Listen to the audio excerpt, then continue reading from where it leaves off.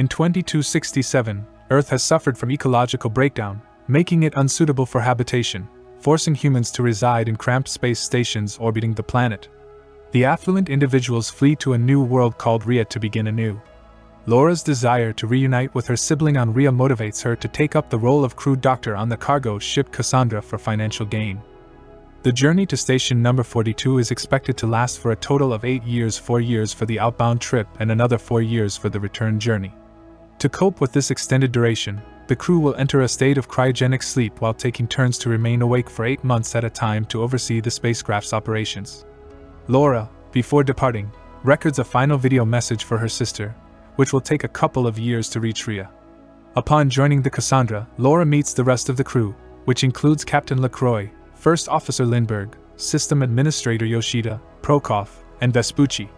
Additionally, the crew includes Decker, a sky marshal dispatched by the government due to the recent spate of attacks on spacecraft by the extremist faction, Machine Strikers. This group vehemently opposes living within machines, and their leader, Bruckner, is still at large after bombing several stations. As a result, the crew must remain vigilant for any signs of his presence. After entering cryosleep, the crew experiences an uneventful journey for 3 years until it's Laura's turn to wake up. To her surprise, she discovers a message from her sister, Ariane, expressing concern about the terrorist attacks. After receiving her sister's message, Laura responds and focuses on developing a routine to maintain her mental health. Her regimen involves reading, exercising, and monitoring the spacecraft's functions. One day, while aboard the ship, Laura hears strange sounds emanating from within.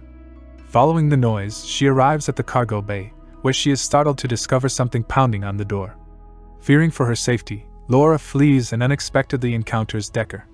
He clarifies that the ship's security system awakened him automatically when it detected an unauthorized entry into the cargo bay, which is strictly prohibited. Laura explains the situation to Decker and immediately seeks out Captain LaCroix, as per the protocol that mandates the captain's presence during unforeseen events. Once LaCroix is awakened, the three of them proceed to the cargo bay to investigate the source of the disturbance. Upon arrival, they discover the astronaut suits scattered on the floor.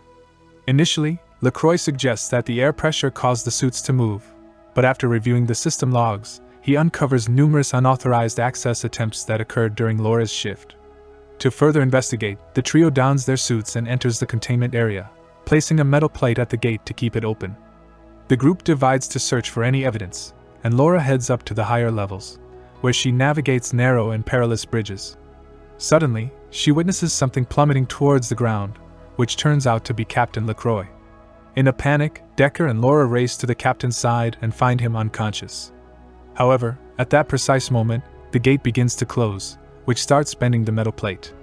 Decker quickly lifts LaCroix and rushes with Laura to evacuate the area before they are trapped inside.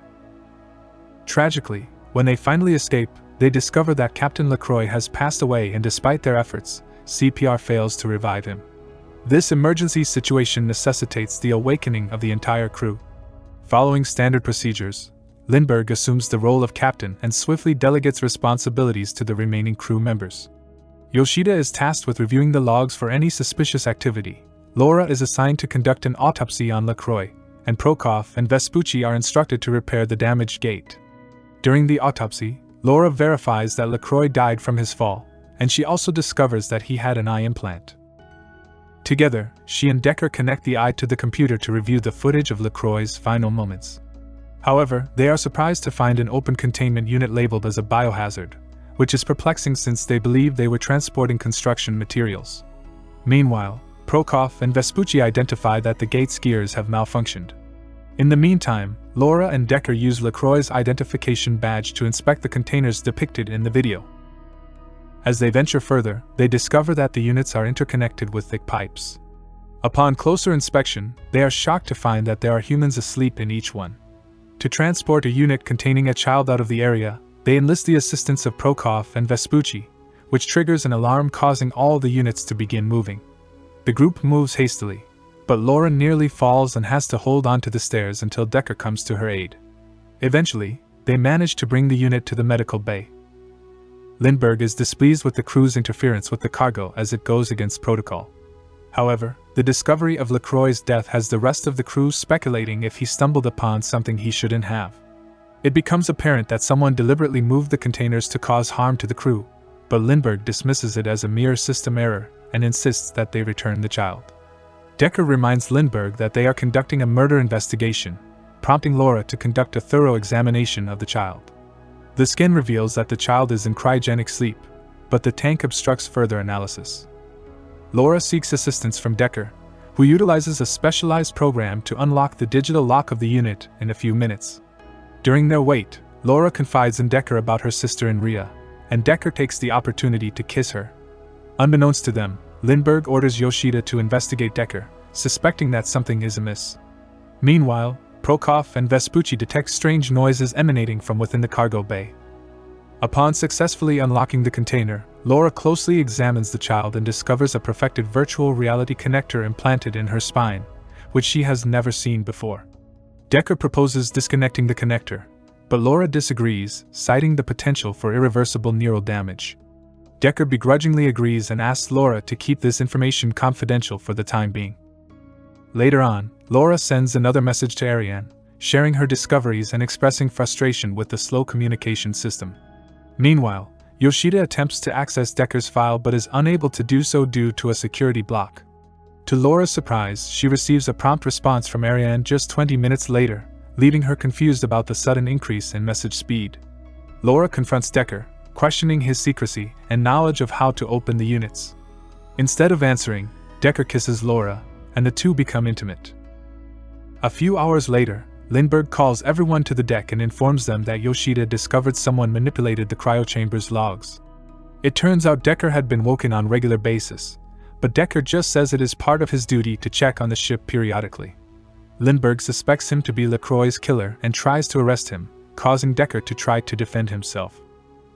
Yoshida and Vespucci successfully defeat him. However, Decker sustains injuries during the altercation, prompting Laura to request that they take him to the medical bay to prevent the spread of blood contamination. Despite Decker's attempts to engage in small talk, Laura attends to his wound and then departs. Before she leaves, Decker reveals that their destination is not station number 42, but rather Rhea.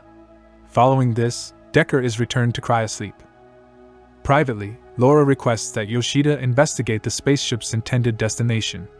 Yoshida verifies that they are not heading to station number 42, and as it is not feasible to alter the course once the journey has started, it indicates that this was premeditated. Laura mentions how her messages were expedited to Rhea, and Yoshida notes that Lindbergh is deceiving them as she should have knowledge of the coordinates. Subsequently, Yoshida returns to her computer to conduct further investigation.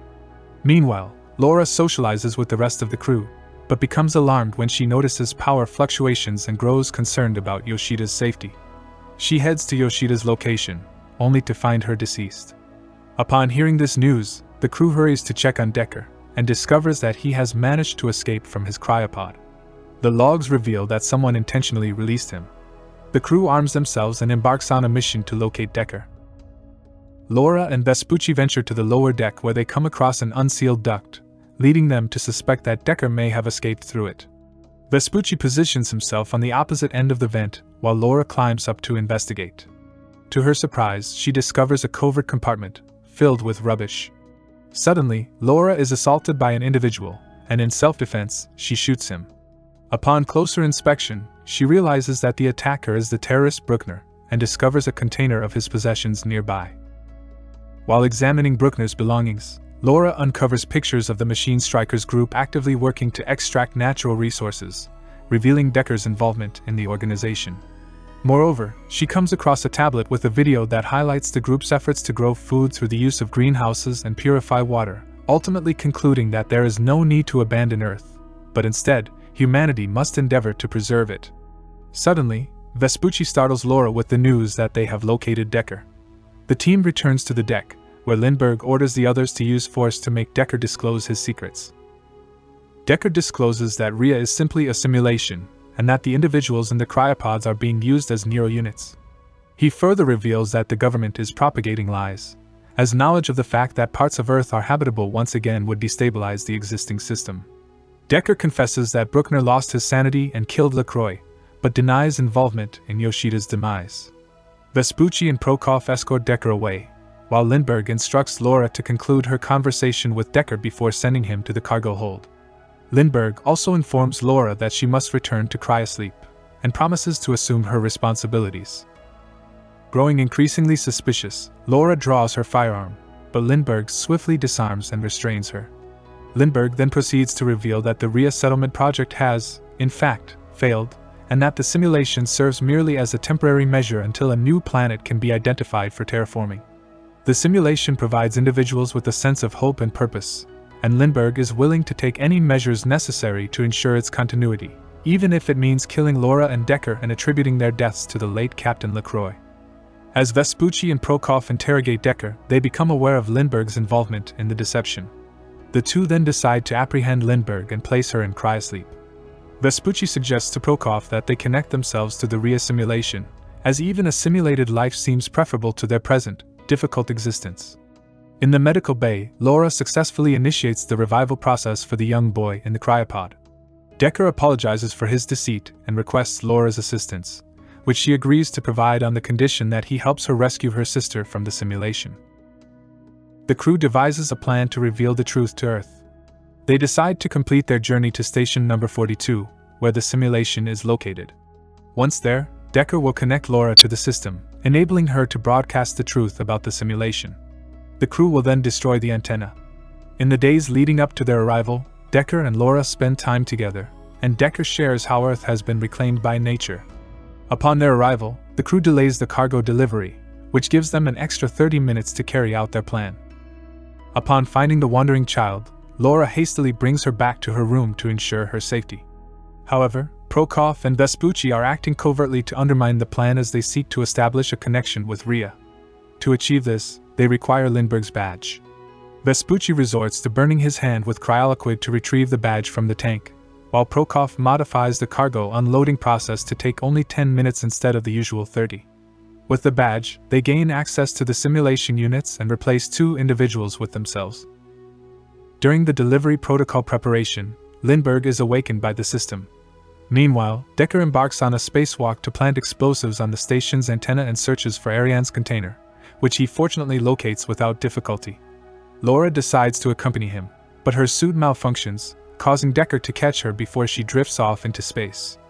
Decker informs Laura that simply unplugging the units could result in the occupants' deaths, prompting Laura to request connection to the simulation to reunite with her sister and transmit her message. At that precise moment, the cargo delivery process begins automatically, leaving them with only a few minutes before the ship commences its return journey. Decker connects Laura to Rhea, and she is astounded to find herself in the most exquisite forest she has ever laid eyes on. In a nearby house, Laura is reunited with Ariane and her children, but is overwhelmed with sadness at the thought of having to destroy their happiness. She flees into the woods and records a message for Earth, revealing the truth about Rhea, just before Decker delivers some bad news, rousing her from the simulation. As the cell unit in Laura's jetpack is malfunctioning, Decker offers her his own unit, indicating that she will be the only one able to return to the ship. Laura is hesitant to leave without Decker, but he reminds her that she is the only one who can protect the child, who is their only evidence. Abruptly, the ship's thrusters activate, propelling Laura and Decker away from the station. Taking advantage of this push, Decker releases his grip on Laura and drifts off into space. Although grieving, Laura remains determined to complete her mission and uses the functioning jetpack to board the ship just before the station antenna detonates. As the ship enters autopilot mode and begins its return journey, Laura searches for the child and unexpectedly encounters Lindbergh. A physical altercation erupts between the two women, and as Lindbergh reaches for an axe, she inadvertently breaks a gas tank. Capitalizing on the situation, Laura uses the escaping gas to force Lindbergh into an airlock, sealing her inside. The airlock opens, and Lindbergh is jettisoned into space. Laura then searches for the child and discovers her peacefully eating. Together, they establish a new routine for the return journey, and Laura's message reaches the stations around Earth, exposing the truth about Rhea.